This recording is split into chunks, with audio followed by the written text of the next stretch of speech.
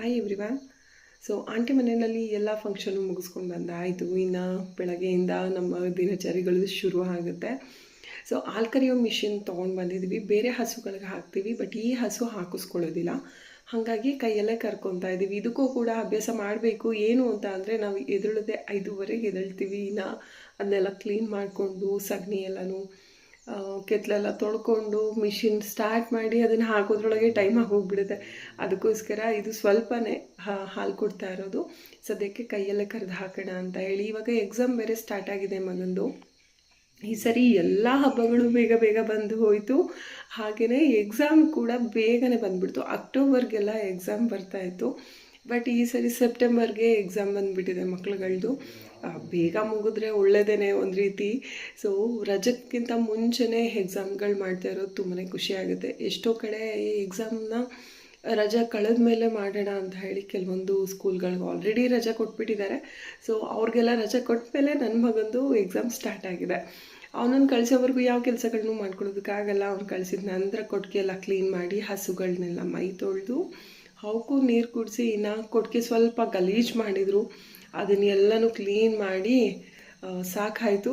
ಇವಾಗ ಸ್ನಾನ ಎಲ್ಲ ಮುಗಿಸ್ಕೊಂಡು ಬಂದೆ. ಹಾಗೆ ವಾಷಿಂಗ್ ಮಿಷಿನ್ಗೆ ಬಟ್ಟೆಗಳನ್ನೂ ಕೂಡ ಹಾಕಿದ್ದೆ. ಅದನ್ನು ಎಲ್ಲನೂ ಕೂಡ ಒಣಗಾಕ್ಬಿಡೋಣ ಅಂತ. ಇವತ್ತು ಸ್ವಲ್ಪ ಮಳೆನೂ ಕೂಡ ಬಂದು ಹೋಗಿತ್ತು ಹಿಂದಿನ ದಿನ. ಇವತ್ತು ಯಾಕೋ ಬರೋ ಹಂಗಿದೆ. ಯಾವಾಗಲೂ ನಾನು ಸೀಟ್ ಅಂದರೆ ನಮ್ಮದು ಈ ಶೆಡ್ ಇದೆ, ಅದ್ರ ಕೆಳಗಡೆನೇ ಒಣಗಾಕೋದು. ಹೊರಗಡೆ ಎಲ್ಲೂ ಹಾಕೋದಕ್ಕೆ ಹೋಗಲ್ಲ ಬಟ್ಟೆಗಳನ್ನ.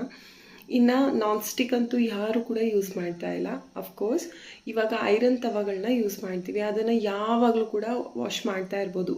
ಮಾಡಬಾರ್ದು. ಏನಕ್ಕೆ ಅಂತ ಅಂದರೆ ಅದು ರಸ್ಟ್ ಹಿಡಿಯುತ್ತೆ. ಐರನ್ ಅಂತ ಅಂದರೆ ಕಬ್ಬಣ ಅಲ್ವಾ, ಕಬ್ಬಣನ ಯಾವಾಗಲೂ ತೊಳಿತಾ ಇರಬಾರ್ದು.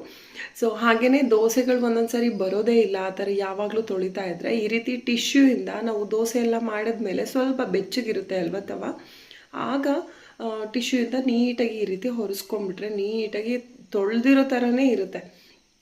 ಸೊ ಯಾವುದೇ ರೀತಿ ಧೂಳುಗಳೆಲ್ಲ ಅಂಟೋದು ಇದು ಯಾವುದು ಕೂಡ ಆಗೋದಿಲ್ಲ. ಹಾಗೆ ತವನೂ ಕೂಡ ಅಂಟು ಬರೋದಿಲ್ಲ. ಒಂದು ಸರಿ ನೀಟಾಗಿ ಟಿಶ್ಯೂಯಿಂದ ಹೊರಿಸ್ಕೊಂಡು ಮತ್ತೆ ಇನ್ನೊಂದು ಟಿಶ್ಯೂಯಿಂದ ನೀಟಾಗಿ ಹೊರಿಸ್ಕೊಂಡು ಆಮೇಲೆ ಇದನ್ನು ಇಡಬೇಕಾಗುತ್ತೆ. ನಾವು ಕೊಕೊನಟ್ ಆಯಿಲ್ನ ಯೂಸ್ ಮಾಡೋದ್ರಿಂದ ಇವಾಗ ಆಲ್ಮೋಸ್ಟ್ ಎಲ್ಲರೂ ಕೂಡ ಅದನ್ನೇ ಯೂಸ್ ಮಾಡ್ತಾ ಇರ್ತೀವಿ. ಸೊ ಅದು ಸ್ವಲ್ಪ ತವ ಏನಾದರೂ ಒಣಗಿಬಿಟ್ರೆ ತುಂಬಾ ತಣ್ಣಗಾಗೋವರೆಗೂ ಬಿಟ್ಬಿಟ್ರೆ ಸೊ ಡ್ರೈ ಆಗಿಬಿಡುತ್ತೆ ಕೊಬ್ಬರಿ ಎಣ್ಣೆ. ಆವಾಗ ನಮಗೆ ಟಿಶ್ಯೂನಲ್ಲಿ ಕ್ಲೀನ್ ಮಾಡೋದಕ್ಕಾಗಲ್ಲ, ಕಷ್ಟ ಆಗುತ್ತೆ. ಸೊ ಸ್ವಲ್ಪ ಬಿಸಿ ಇದ್ದಾಗಲೇ ಈ ರೀತಿ ಕ್ಲೀನ್ ಮಾಡಿಕೊಂಡು ನೀಟಾಗಿ ಎತ್ತಿಟ್ಕೊಳ್ಳಿ.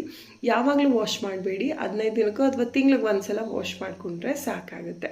ಸೊ ಇವತ್ತಿನ ಒಂದು ಮಿನಿ ಬ್ಲಾಗ್ ಇದಾಗಿತ್ತು. ಇಷ್ಟ ಆದರೆ